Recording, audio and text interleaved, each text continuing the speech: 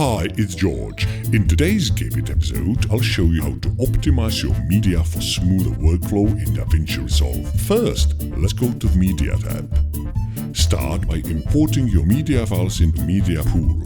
Navigate to the folder where your files are stored, select them and drag them into the Media Pool. Organize your media by creating bins and using tags. Right-click in the media pool, select new bin and name it according to your project needs. You can also add tags to your clips for better organization. To ensure smooth playback and editing, generate optimized media. Right-click on your clip, select Generate Optimized Media and choose your preferred settings. For high-resolution footage, you can also create proxy files. Right-click on your clips, choose Generate Proxy Files and select the appropriate settings for your workflow. And that's it.